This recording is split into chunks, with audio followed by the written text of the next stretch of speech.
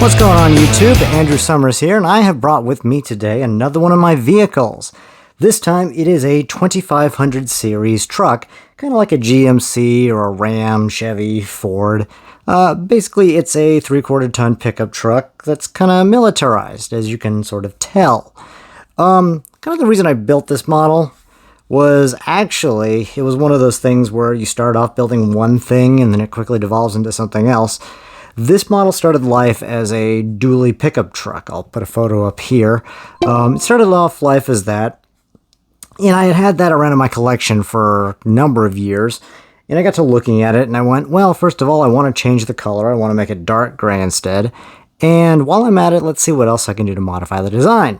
And in doing so, well, let's just say things got a little out of hand, and I chopped off 2 of the back wheels, rearranged the bed, rearranged the hood, rearranged part of the midsection, and now we just have a regular pickup truck of sorts.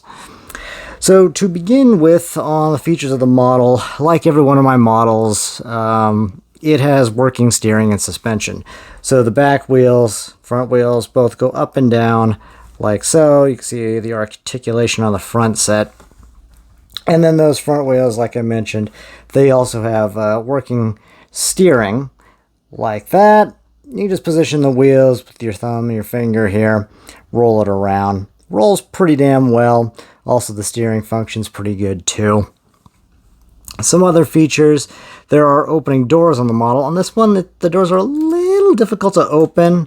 Kind of a snug fit, but I'll at least open the back one there.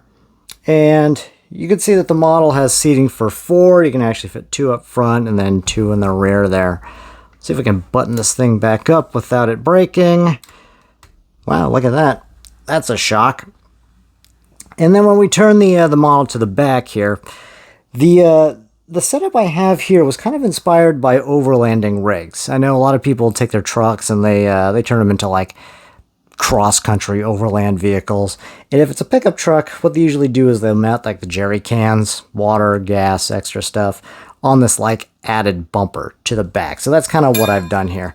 So if you want to access the bed, first you fold out this part like that, and then you can drop the tailgate. Oh, that looks like it snapped. Oh well, whatever. You get the idea. The tailgate does come down. Yeah, I'll fix that later. Fix that in post. But turning to the other side of the model, you can see that it's just pretty much the same as the side before. This time though, you've got an aerial antenna right here, and not much is too different there. The roof of the vehicle has an opening hatch, and you can see there is a gunner with a Brick Arms 240 machine gun there, and a Brickmania helmet, and a couple other accoutrements on the guy that's up there. I've always thought of these types of vehicles, and I guess the military uses them in this capacity too, where they don't really go frontline combat, but they just kind of do like ferrying things around in the base and maybe to neighboring stations. But I do like the idea of like a commercially available pickup truck turned into a militarized version of it. And I guess while we're back at the front here, I'll go over some of the hood details too. Years ago, when I started building trucks and posting them online, I was posting them on mock pages, and then eventually that became Flickr. But I designed this series of trucks that I called the Combat Utilities Truck. Nerdy name, I know, it's spelled cut. I thought it was cool at the time. But the signature design element of those trucks was like vertical lighting. And I brought that back for a lot of the vehicles that I'm doing now, simply because I always had an affinity for that design, but just in recent years, Lego has come up with a lot of parts that make it a lot more doable at this scale to include. And the construction of the front here, it looks fairly simple. It's a bit complex under the skin. If you get the instructions, you can see what I mean there. I kind of went a little crazy on the interior construction.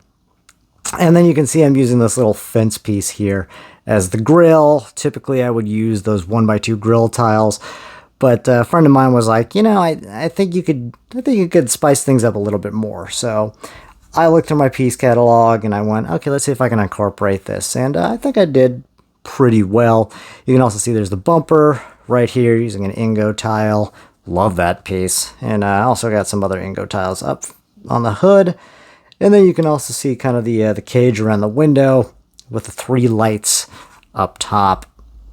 But yeah, so this is just a look at this 2500 series pickup truck. Hope you enjoyed, and I will catch you in the next one. Bye.